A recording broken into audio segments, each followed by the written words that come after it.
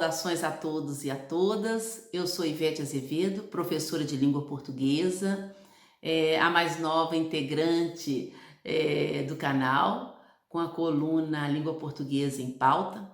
Eu tive a honra de ser convidada pelo meu amigo Rossano Sobrinho para fazer parte desse grupo de colunistas e esse convite muito me honrou.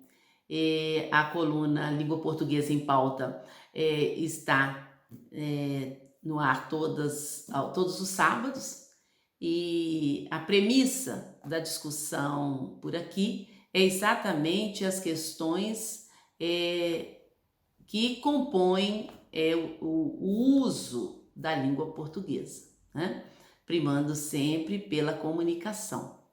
E a partir de hoje, nesse primeiro dia, na coluna, participando deste canal, eu quero levar até vocês exatamente um início de uma discussão, que é o ensino mais libertador versus o ensino mais repressivo, que embora não temos muito por este século, né? Mas ainda tem, vez ou outra, nós ouvimos, percebemos ainda alguma exigência com relação à rigidez das regras no que diz respeito ao uso da língua portuguesa, nossa língua materna. E para ilustrar essa discussão de hoje, eu trouxe, para ilustrar e abrir mesmo para a análise que eu farei aqui, uma crônica de um conhecido cronista brasileiro, filho de um outro escritor conhecido, que é Luiz Fernando Veríssimo, filho do grande escritor brasileiro Érico Veríssimo. A crônica de que me valho para fazer a abertura das minhas e o iniciar das minhas discussões na área da língua portuguesa, tendendo exatamente para as questões da linguagem, é o Gigolô das Palavras. É uma crônica um tanto quanto grande, mas ela é muito apropriada para a discussão inicial que pretendo fazer. Então, pedirei licença a vocês para começar a ler o Gigolô das Palavras. 4 ou 5 grupos diferentes de alunos do Farroupilha estiveram lá em casa numa mesma missão, designada por seu professor de português. Saber se eu considerava o estudo da gramática indispensável para aprender e usar a nossa ou qualquer outra língua. Cada grupo portava seu gravador cassete, certamente o instrumento vital da pedagogia moderna, e andava arrecadando opiniões. Suspeitei de saída que o tal professor lia esta coluna, se descabelava diariamente com suas afrontas às leis da língua e aproveitava aquela oportunidade para me desmascarar. Já estava até preparando às pressas a minha defesa. Culpa da revisão. Mas os alunos desfizeram o equívoco antes que ela se criasse. Eles mesmos tinham escolhido os nomes a serem entrevistados. Vocês têm certeza que não pegaram o Veríssimo errado? Não? Então vamos em frente. Respondi que a linguagem, qualquer linguagem, é um meio de comunicação e que deve ser julgada exclusivamente como tal.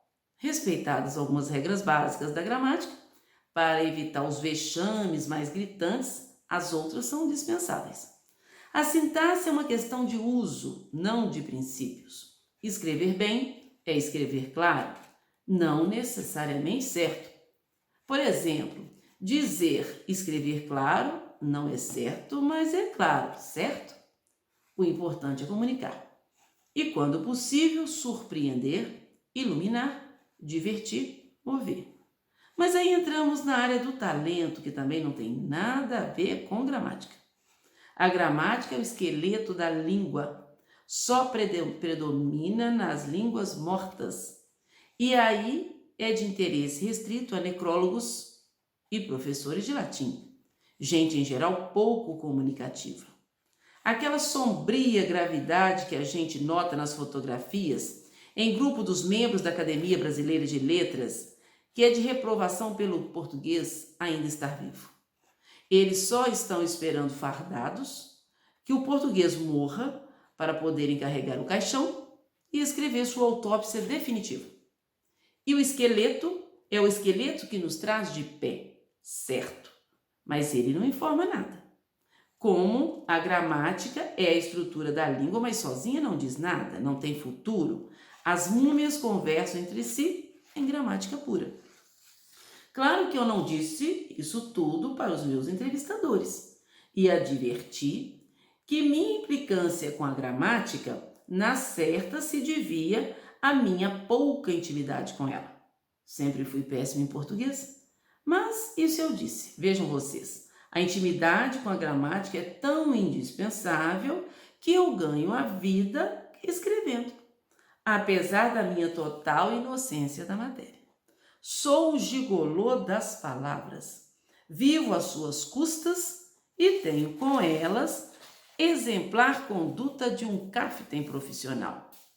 Abuso delas, só uso as que eu conheço. As desconhecidas são perigosas e potencialmente traiçoeiras. Exijo submissão. Não raro peço delas flexões inomináveis para satisfazer um gosto passageiro. Maltrato-as, sem dúvida, e jamais me deixo dominar por elas. Não me meto na sua vida particular, não me interessa seu passado, suas origens, sua família, nem o que os outros já fizeram com elas. Se bem que não tenho o mínimo escrúpulo em roubá-las de outro, quando acho que vou ganhar com isso. As palavras, afinal, vivem na boca do povo, são faladíssimas. Algumas são de baixíssimo calão, não merece o mínimo respeito. Um escritor que passasse a respeitar a intimidade gramatical das suas palavras seria tão ineficiente quanto um gigolô que se apaixonasse pelo seu plantel. Acabaria tratando-as com a deferência de um namorado ou a tediosa formalidade de um marido. A palavra seria a sua patroa. Com que cuidados, com que temores e obséquio, ele consentiria em sair com elas em público, alvo da impiedosa atenção dos lexicógrafos, etimologistas e colegas. Acabaria impotente, incapaz de uma conjunção. A gramática precisa manhar todos os dias para saber quem é que manda. Muito bem, tendo por base essa belíssima crônica de Fernando Veríssimo, prossigo agora então na discussão proposta. Mas, primeiramente, ou de antemão, faz-se necessário faz-se necessária a contextualização dessa crônica. Essa crônica foi escrita na década de 80, precisamente em 1982, publicada no jornal Zero Hora em Porto Alegre e recolhida do jornal. Exatamente isso. Recolhida do jornal por ser considerada uma crônica, naquela época, que afrontava as leis que regem a língua portuguesa. Era uma afronta à língua portuguesa, na verdade.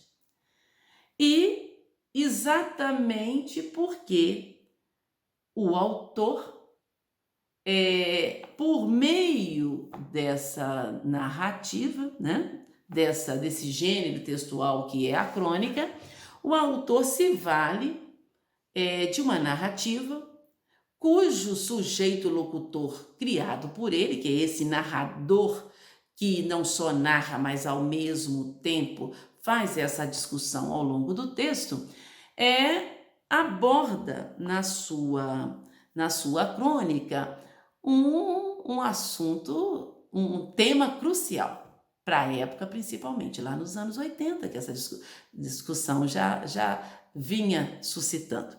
E esse tema crucial era exatamente a discussão sobre as regras rígidas do ensino da língua, que tendiam mais para a norma e raramente para a comunicação em si. E ele, então, aborda de uma forma discursiva, um discurso permeado por ironia e humor, com o objetivo de fazer com que a sociedade, né, os estudiosos, as escolas, ou seja, os usuários da língua materna, da língua portuguesa,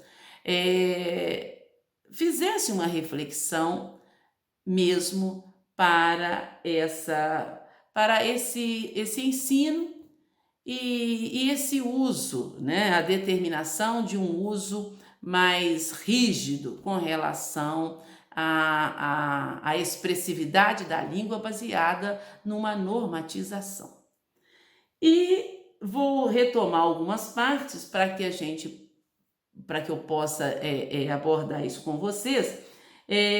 Percebe-se, então, num primeiro momento, que quando ele diz que os alunos, um grupo de alunos, né, de diferentes alunos do Colégio Farroupilha estiveram na casa dele numa missão designada por um professor de português para saber se ele considerava o estudo da gramática indispensável para aprender e usar a nossa língua ou qualquer outra língua, observa-se aí nesse questionamento que ele faz, né, da pergunta dos alunos, percebe-se que é uma pergunta de cunho repressivo, né, opressor. O questionamento aí, ele se embasa numa gramática normativa. A resposta dele, porque o texto mostra essa oposição entre gramática, entre o tradicionalismo da gramática, das normas em relação à linguagem e a liberdade dessa comunicação, dessa linguagem. Como o texto aborda essa dualidade, a pergunta desses alunos a esse sujeito locutor caracteriza a gramática tradicional, as normas rígidas, né? Já a resposta dele a esses alunos, quando ele diz: respondi que a linguagem, qualquer linguagem, é um meio de comunicação e que deve ser julgado exclusivamente como tal.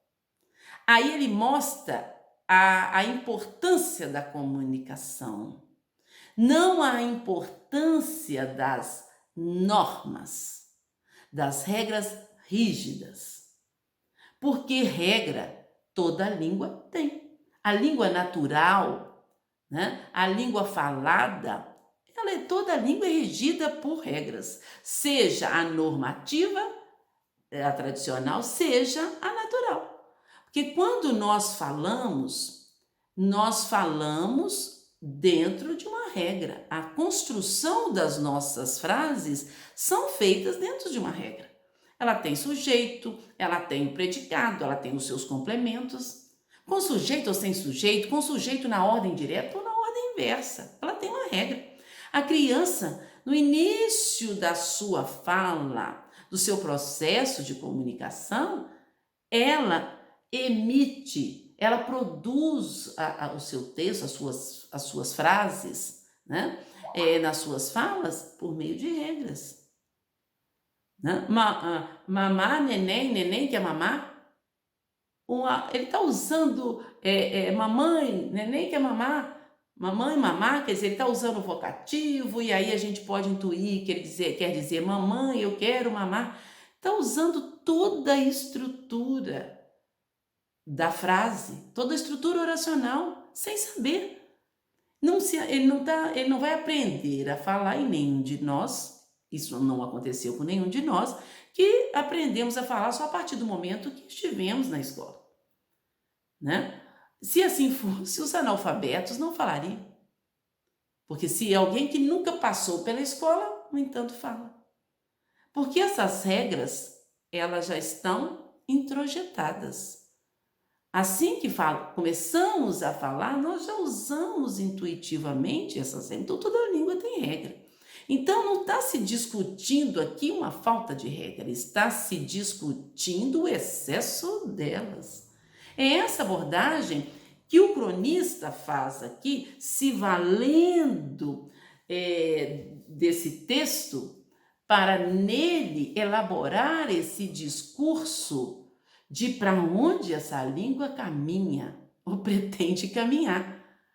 Então, quando ele responde aos alunos, percebemos uma oposição. O cronista, ele expõe e opõe ao mesmo tempo esse fato da língua. Ele expõe essa dualidade e mostra essa oposição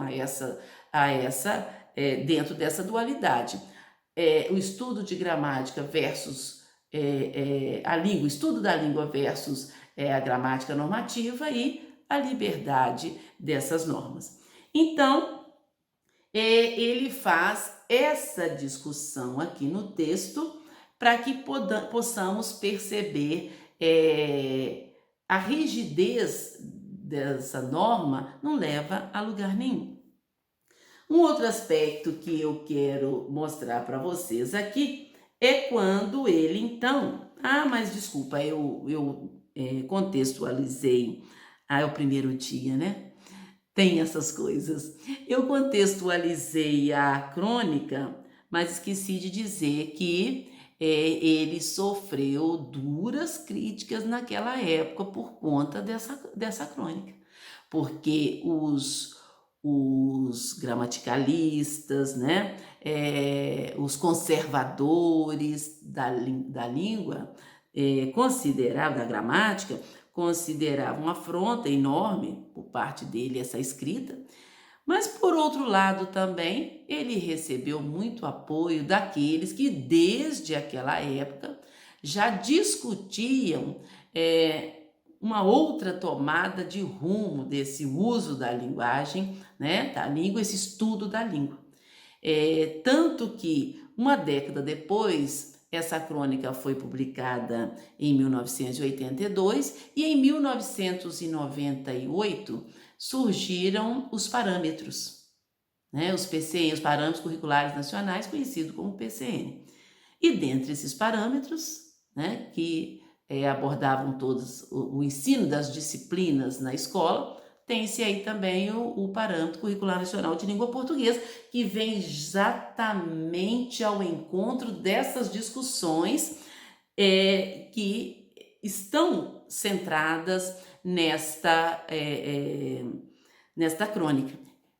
O PCN de Língua Portuguesa, em 1998, retoma a discussão lá da década de 80, feita pelos os estudiosos mais liberais da língua, né? Os linguistas e todos os teóricos e estudiosos, a respeito de que o ensino da língua não podia primar-se tão somente pelas regras rígidas da gramática. Precisava primar pela comunicação. Tanto que o texto entra nessa discussão com tudo.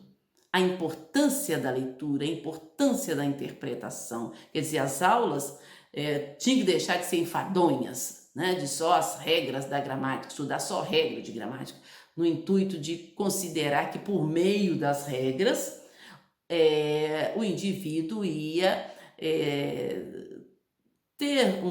conseguir ler e escrever tão maravilhosamente bem. E, na verdade, não é. É por meio realmente da leitura e da escrita, uma leitura consistente, uma escrita persistente, né? Então, por meio disso é que vai se desenvolver aí todas essas habilidades linguísticas, todas essas habilidades com a linguagem. E retornando à crônica de Luiz Fernando Veríssimo, quando ele diz respeitando algumas regras básicas da gramática para evitar os vexames mais gritantes, as outras são dispensáveis. Só algumas regras. Qualquer ato de comunicação, ele se dá em meio às regras. O analfabeto, ele fala e inconscientemente ele utiliza as regras. Não só o analfabeto, como todo e qualquer falante. A criança, né, no início da sua comunicação, quando ela começa a balbuciar ali as primeiras palavras, ela pede mamar, ela pede a água, a mãe ou quem toma conta dela, utilizando regras. Mas ela não tem consciência dessas regras, né? A gente vai ter essa consciência de regras quando está na escola, que vai aprender esses mecanismos da língua. Mas inicialmente não tem. E o analfabeto, se não passou pela escola, ele não tem. No entanto, todo esse ato de comunicação, ele se dá dentro de regras. Mas de que regras? Que regras são essas de que o Luiz Fernando Veríssimo está se falando aí? Ele está se falando dessas regras que são dispensáveis. Mas as indispensáveis mencionadas por ele são basicamente as regras de acentuação, de ortografia, do uso de determinados pronomes, como por exemplo os pronomes oblíquo, o e lhe, para não se fazer confusão nos momentos que você usa o o e usa o lhe, não é a revelia, porque quando eu digo assim, entregou-lhe o presente e entregou-lhe o presente e convidou-o para tomar um sorvete. Quem entrega alguma coisa a alguém, então entregou-lhe, não pode ser, entregou-o mesmo. E convidou-o, quem convida alguém. Então, por conta dessa regência, o pronome também vai se dar de forma adequada. O caso das acentuações de palavras, o caso da ortografia, embora a gente tenha usar muitas vezes o dicionário mesmo para saber como se escreve, mas enfim, as regras indispensáveis de que ele fala são essas próprias da gramática, né? Porque uma vez que na linguagem falada nós nos valemos da gramática natural e ela é precedida de regras, né? Só que não são regras tão rígidas quanto da gramática, da norma, da gramática normativa.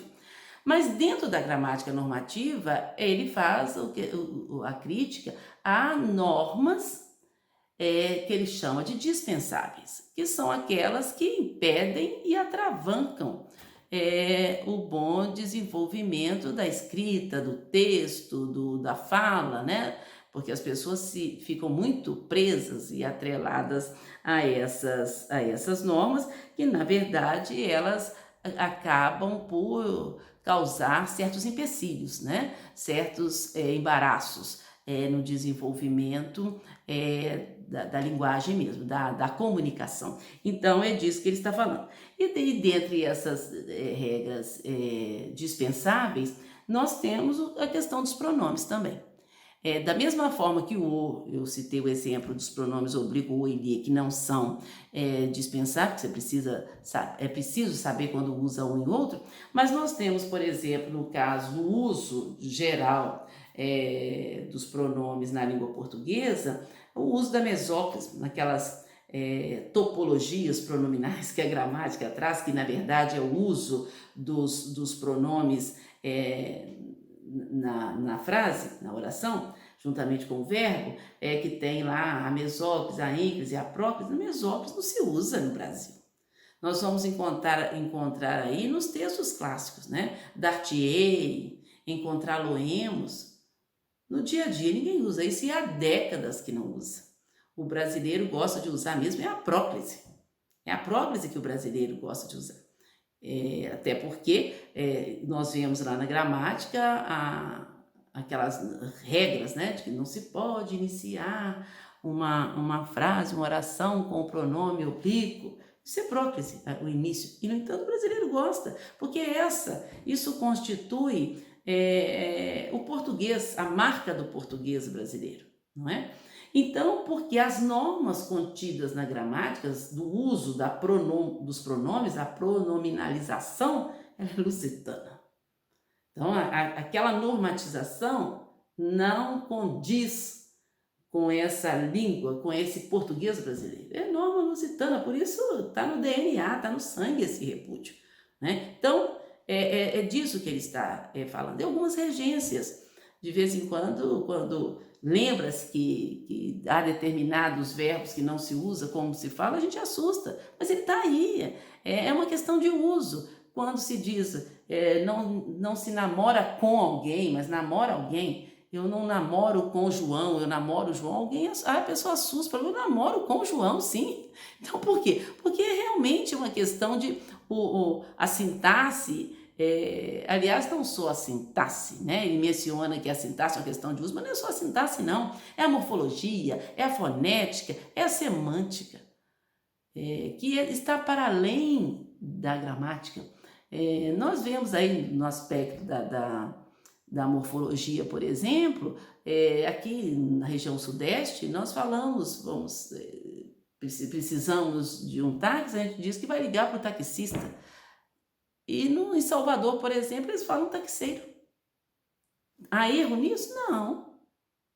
São formas de falar diferenciadas e que têm o seu valor e que têm as suas explicações, basta procurar. Então, é dessa rigidez que ele está falando, que possa ser um empecilho no processo da comunicação fluida. É disso que ele está falando, né? Então, quando ele diz aí que a sintaxe não é uma questão de uso, é uma questão de uso e não de princípios.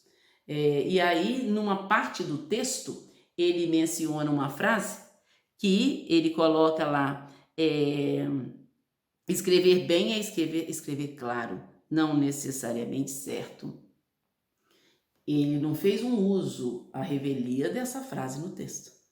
Nesta frase está imbricado o questionamento que ele faz. Porque, de acordo com a gramática, esta frase, escrever bem é escrever claro, do ponto de vista gramatical tem um problema aí, lá no claro. Escrever bem é escrever claro. Claro, do ponto de vista dos estudos gramaticais, claro é um adjetivo, lá dentro da morfologia. É um adjetivo. E que está junto ao verbo, escrever. O que diz a gramática lá nas questões da morfossintaxe? O que combina com o verbo é o advérbio, porque é ele que vai indicar uma circunstância, seja de tempo, de lugar, de modo, de afirmação, de negação, qualquer que seja a circunstância.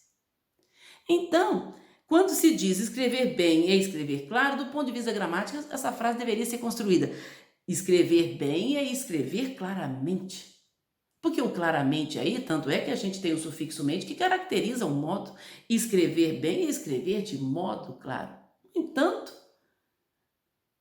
nós usamos esta construção a todo momento.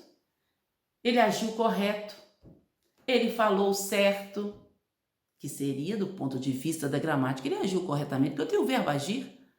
E o que vai se atrelar ao verbo aí seria um advérbio.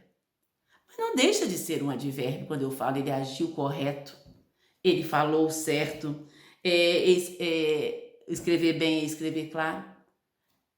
A palavra claro, a palavra certo, a palavra correto, que eu usei aí nesses dois exemplos agora oralmente, são adjetivos do ponto de vista morfológico. Quer dizer, quando você olha para a classe em que a palavra pertence, é um adjetivo. Mas acontece que eu não posso analisar essa palavra separadamente. Quando eu falo, ele agiu certo nessa situação. Ele agiu certo, certo está mostrando uma circunstância de modo. De que modo ele agiu? Então agora, não é só um adjetivo.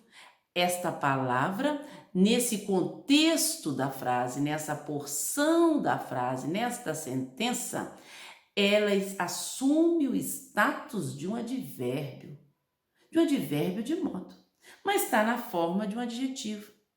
Como é então que a gramática lida com isso? Lida classificando-a como um adjetivo adverbializado. A palavra não perde a sua forma adjetiva, mas ganha o status de advérbio, que a posição que ela apresenta na frase é uma posição que demonstra uma circunstância em relação ao verbo. Ele agiu certo nesta situação. Ele falou certo. Ele escreveu claro. Então, indica o modo como se escreveu, como agiu e como falou. Então, são estas construções, são essas modificações que têm se percebido para além das normas da gramática. Para finalizar o nosso primeiro encontro, só para mostrar que a sintaxe, todas as outras partes que compõem a estrutura da língua, é uma questão de uso e não uma questão de norma. E é preciso estar atento e aberta para essas modificações. Nós temos ouvido já há bastante tempo, talvez neste século ou na última década desse século. De vez em quando alguém faz a limpeza na gaveta, vai doar roupa para as pessoas. E aí, contando que fez a limpeza, não está falando mais limpeza. A pessoa diz, esse final de semana eu fiz a limpa nas gavetas lá de casa. Ele fez a limpa nas gavetas. Olha, presta bem atenção. Agora há pouco eu falei do uso do adjetivo que já consagrou-se, não é agora, já se consagrou como um adjetivo com característica de advérbio. Agora nós temos uma outra situação. Nós temos um adjetivo, porque limpa é um adjetivo. Limpa é adjetivo. A sala está limpa, a mesa está limpa. Nós estamos observando um outro fenômeno ocorrido, eu penso que já é neste século, ou na última década desse século, porque tem mais ou menos uns 5 anos que eu tenho prestado atenção nessa ocorrência na fala das pessoas. Eu fiz a limpa nas gavetas. Ele fez a limpa nas gavetas. Ele fez a limpa. Ela faz a limpa. Eu tenho agora um adjetivo assumindo o status de um substantivo abstrato, que é fazer limpeza. Limpeza é substantivo. Outra coisa que eu tenho percebido, tenho ficado atenta em algumas construções, e você que me ouve certamente já deve ter escutado alguém dizer assim, eu fiz um compro, é isso mesmo? Em vez de dizer que, eu tinha compro, não fiz um compro não, eu tinha compro, em vez de eu tinha comprado. E aí eu fico pensando no trago, que tanto brigam, que tanto questionam, o famoso trago, que na verdade, como particípio do verbo trazer, não é trago, é trazido. Eu havia trazido. Se eu soubesse que ele encontraria aqui, que a encontraria aqui, teria trazido o livro, que tem dado espaço há muito para o trago, tem se modificado, né? Só o professor mesmo de português que cobra isso, né? Não é trago, é trazido, mas esse trago está presente. Essas mudanças de que estamos falando sofridas na língua por meio dessa crônica de Luiz Fernando Veríssimo, me suscita agora algumas palavras desse tipo, né? Então, quer dizer, nós temos o trazido, o trago, que tem ocupado há muito tempo e desde o século passado o lugar desse particípio do trazido. As pessoas têm usado-o também na mesma condição de trazido, né? Em vez de trazido, usa trago. E que, se for perceber, por que implicância com trago se não é pagado, é pago? Não é pegado, é pego. Então, nós estamos vendo na mesma condição o trago e agora o comprado. Eu tinha compro. está acontecendo essa transformação desse particípio. E a gente observa que na mesma linha do trazido, que há muito se diz trago. Então, são essas mudanças que vão acontecendo na língua e que precisam estar abertos para isso. Porque essas mudanças são naturais, essas alterações elas são naturais. Exatamente porque a língua é viva.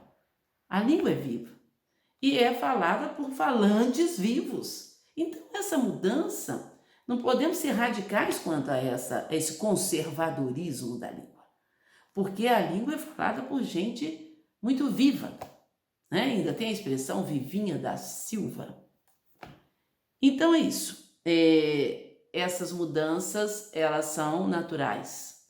E a discussão, eu me vali dessa belíssima crônica de Luiz Fernando Veríssimo, escrita lá nos anos 80, e que suscita toda uma discussão sobre o que deve ser seguido, o que deve ser dispensado e o que não é dispensado. Quer dizer, esse equilíbrio entre as normas e as liberdades dessa norma. Até porque, dentro da nomenclatura, dentro da NGB, da nomenclatura da gramática brasileira, né? Da norma gramatical brasileira, da norma gramatical brasileira, que é conhecida como NGB, tem muitas questões discutíveis, né? E então é preciso ter um olhar para essas alterações, essas mudanças, como mudanças próprias de qualquer língua. Isso não ocorre só com a língua portuguesa. E essas mudanças, elas vêm exatamente para facilitar exatamente a comunicação. Um abraço a todos e a todas e até o nosso próximo encontro.